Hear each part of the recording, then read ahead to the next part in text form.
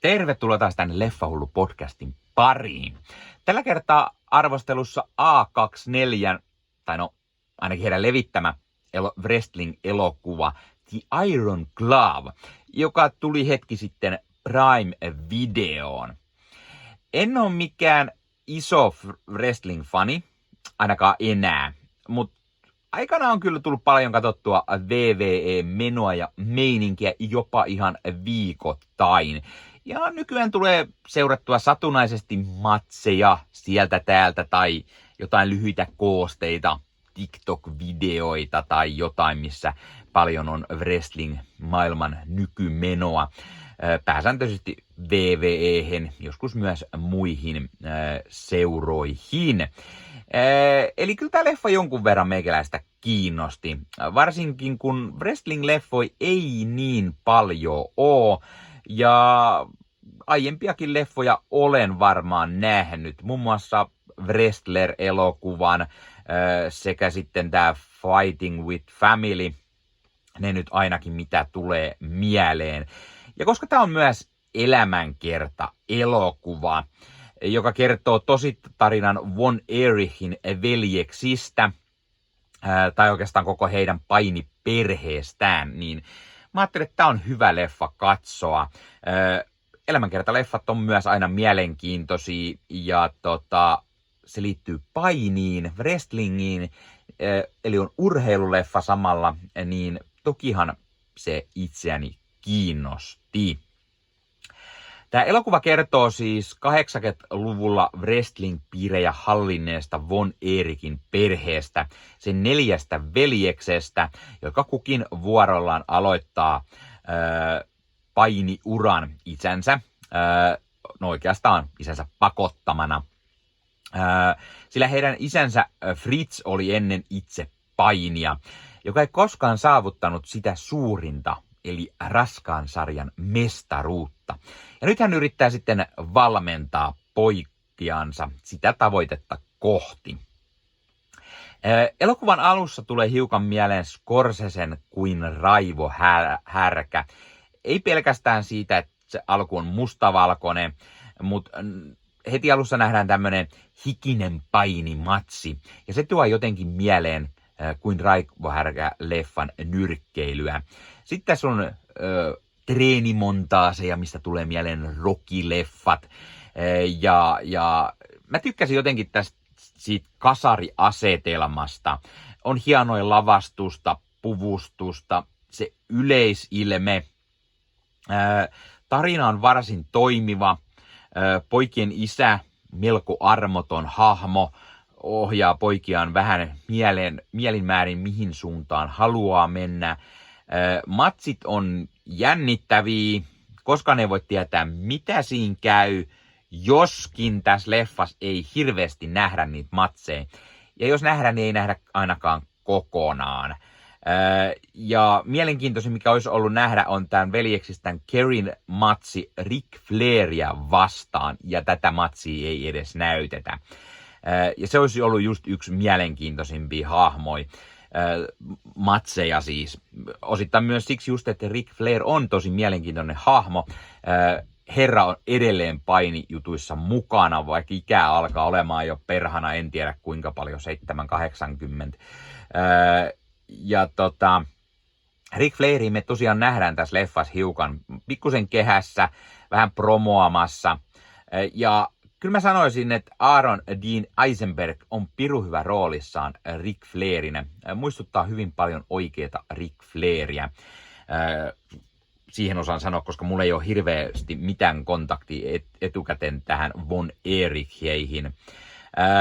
Leffassa on myös esillä vahvasti Von Erichien kirous ja mitä kaikkea nämä veljekset lopulta kokeekaan. Ja tämä leffa on yllättävästikin niin todella surullinen, haikea, kun tämä iloisuus ja tämä niinku iloinen alku kääntyykin aikamoiseksi tragediaksi lopulta. Tämä leffa myös näyttää painimisen, wrestlingisen toisen puolen, on steroidien käyttöä, lääkkeiden väärinkäyttöä, ja siitähän tämä laji on myös todella tunnettu. Puhutaan myös hiukan muistakin näyttelijöistä. Eli pääroolissa me nähdään Zac Efron, joka näyttelee Kevin Von Erichia. Mielestäni Efron tekee ihan hyvän roolisuorituksen, ehkä parhaan näistä veljeksistä. Tai Jeremy Allen Whitein näyttelemä Kerry Von Erich on myös mielenkiintoinen hahmo. Hän on alussa olympialaisiin tähtäävä urheilija, mutta sitten tapahtuu jotain ja hän ei olympialaisiin lähdekään, koska Yhdysvallat sanoi, että he ei aiokaan lähteä sinne tai lähettää yhtään kilpailijaa. Siihen liittyy venäläiset. Niin tämä Kerry lähtee sitten wrestling-piireihin mukaan perheensä jalanjäljissä. Harris Dickinson näyttelee Davidia, Stanley Simmons näyttelee Mikea, ja tässä on tämä Erichien veljes Katras. Ja nämä kaikki veljekset on hyvin erilaisia toisistaan, vaikka ne kaikki lopulta lähtee siihen isänsä viitoittamaan wrestling-uralle. Ja mun mielestä ne toimii hahmot hyvin erilaisina. Jokaisella on kyllä jonkunlainen käsitys tästä Von Erichien kirouksesta, mitä tosi paljon leffassa siis toitotetaan. Ja kun nämä veljekset itse kohtaa eräällä tavalla tämän niin sanotun kirouksen, niin siellä on hyvinkin traagisia seurauksia. Holt McCallany näyttelee tätä perheen isää ja Maura Tierney on tämän perheen äiti. Ja sitten on vielä Lily James, joka näyttelee tämän Kevinin tyttöystävää Pamia. Lily James tekee myös varsin hyvän roolisuorituksen. Sitten meillä on muun muassa Savo Guerrero Jr., joka näyttelee tämmöistä sheikkiä, tämmöistä painia. Ja hän on ollut tämän leffan jonkunlainen konsultti. Hän on siis itse wrestleri. Hän on ollut paljon VVE:ssä ja muissa AVE:ssä ja missä hän on ollut. Meikäläinen itse tunnistaa hänet luonnollisesti VVE:n puolelta. Tässä on myös muitakin painijoita, joita nähdään. Mä en hirveästi tiedä niitä, mitä kaikki oli, mutta ainakin MJF eli Maxwell Friedman on mukana menossa. Tämän leffan on ohjannut Sean Durkin, jonka aiempia ohjaustöitä mä en olekaan nähnyt. Hän on myös itse kirjoittanut tämän. Ja kyllä mä tämän leffan, niin kuin sanoisin, että varmasti Sean Durkinilla on tämän jälkeen kysyntää. Eli mä pidin kyllä tästä, vaikka lopulta tämä wrestling jää ehkä vähän turhan vähäiselle huomiolle tässä. Tai siis mä olisin halunnut nähdä enemmän niitä matseja. Kyllähän tässä on sitä niin kuin treenaamista, miten se wrestling vaikuttaa näiden elämään. Mutta mä olisin halunnut nähdä myös niin kuin enemmän niitä matseja. Ees niin kuin yhden matsin lisää tässä leffassa. Ja se laittoi niin kuin ehkä alusta loppuun, että olisi ollut enemmän semmonen Rocky-leffa kuin Raivohärkä. Tämän tyylin, että siinä nähtäisi vähän enemmän sitä wrestlingiä. Mutta mä tykkään myös siitä, että tämä leffa kirpasee yllättävän syvältä. Tässä on myös paljon tragediaa, paljon surua. Ja se teki tästä erilaisen urheiluleffan, mitä yleensä.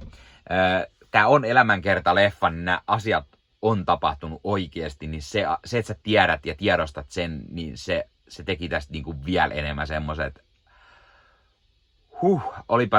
olipas rankka leffa. En mä spoilaa sen enempää, mutta mä tykkäsin siitä. Arvosananko mä antaisin tällä varmaan jonkun 8/10, eli vaikka tää oli hyvä, niin tää ei ollut ihan sitä, mitä mä odotin, niin ehkä se on se, mikä hiukan häiritsi itseäni. Tässä on hyviä asioita, mutta sitten pikkusen myös vähän paikoitellen pikkusen laahaa ja ei ihan niin kuin välillä on semmoinen, että tässä on aika paljon näitä asioita, mitä tapahtuu, aika paljon hahmoja, niin ihan kunnolla ei niin kuin päästä kaikkiin hahmoihin sisälle. Kaikista ei välitä ehkä niin kuin samalla tavalla. niin sen takia tämä ei ihan niin kuin pääse sinne suorituksen tasolle, millaisen mä niin kuin toivoin, että tämä olisi. Tätä kehuttiin etukäteen aika paljonkin. Ja toisaalta voi olla myös se, että se hypetys, mitä oli, niin se vaikutti myös liikaa, että ei ihan ollut sitä, mitä mä kuvittelin. Mutta tosiaan leffa löytyy Prime-videosta, että kannattaa käydä katsomassa, jos et ole sitä nähnyt. Ja jos taas oot nähnyt, niin hei, kerro kommenteissa. Mitä mieltä oot tästä leffasta? Tykkäätkö, etkö? Miksi et? Tai onko joku muu hyvä wrestling-elokuva, mitä noiden kahden lisäksi, mitä aiemmin mainitsin, on, mitä suosittelisit? Tai muita jotain hyviä urheiluleffoja. Mikä on sun suosikki urheiluleffa? Tai mikä on sun suosikki wrestling-leffa, jos sellaisia olet paljon nähnyt? Tai seuraatko itse wrestlingiä? Tai oletko seurannut? Tai mikä on sun suosikki urheilulaji? Mitä sä tykkäät katsoa paljon? Onko se jääkiekko, jalkapallo, wrestling? Mikä tahansa. Kerro kommenteissa. Ja hei, jos katsot YouTuben puolelta, niin pistä peukkuun, jos pistä kanavatilauksen muistoskellosta päälle. Näitä aina, koska tulee uusia videoita ja sen lisäksi ottaa kanava kasvamaan. Eli kiitos kaikille, jotka olette kanavan tilanneet. YouTuben puolella siellä on jäsenyydet, superominaisuudet päälle. Sieltä voi jäsenet tulla kanavan jäseniksi ja sieltä saa erikoismainintaa esimerkiksi tohon nimen, kun on kanavan jäsen, ja sit saa erinäköisiä hyviä asioita. Näkee ennakkoonkin.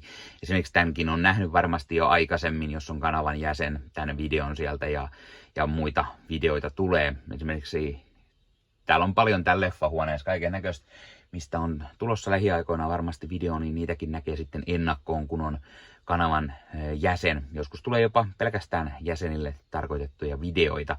Ja sen lisäksi on kaikki korostettuja vastauksia ja tila ja tämmöisiä merkkejä ja muuta kaikki. Kyllä te tiedätte YouTube-juttut. 0,99 € kuusi tai 2,99 € kuusi, niillä saa erinäköisiä asioita, kun tilailee tai on kanavan jäsen. Ja niitä supertykkäyksiä, superkommentteja, kaikkea voi laittaa, niin siitä tulee muutamat kymmenet sentit sitten tähänkin suuntaan. Eli kiitos kaikille, jotka olette niitä laittaneet.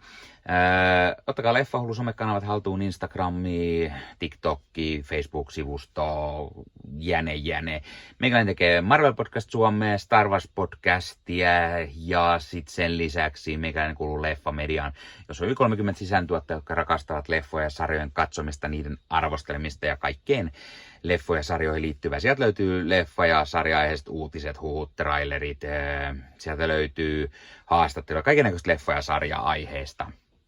Ja jos taas haluat ostaa fyysisiä leffoja, niin suomikassu.fi verkkokaupasta voi käydä ostamassa itselleen 4K DVDtä, Blu-raytä. Siellä kun käyttää koodia Leffahullu, saa 5 € alennusta, kun ostaa yli 60 €. Mikä se mukavampaa? Pikkualennus, ostaa leffat ja sarjaiset fyysinä hyllyyn, koska koskaan ei voi tietää, koska joku suoratoistopalvelu lähtee muokkaamaan leffoja, poistamaan niitä valikoimastaan.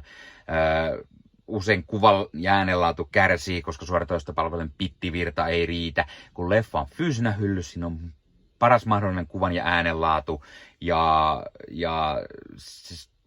silloin niin kuin tietää, että varmasti saa laatu. Sen lisäksi fyysinen leffoissa on esimerkiksi bonusmateriaaleja elokuvan tekemisestä. Ostat jonkun erikoisjulkaisun, tyylikäs steelbook vaikka, tai premium-julkaisu, niin tulee kaikennäköistä lisähärpäkettä myös mukana, magneetteja, julisteita, kirjasta, vihkosta sen leffan tekemisestä, kaikennäköistä muuta mukavaa. Sen takia fyysinen formaatti on aina jees. No niin, tämä oli Leffahullu podcast tällä kertaa. Ei muuta, ensi kertaa. Se on moro.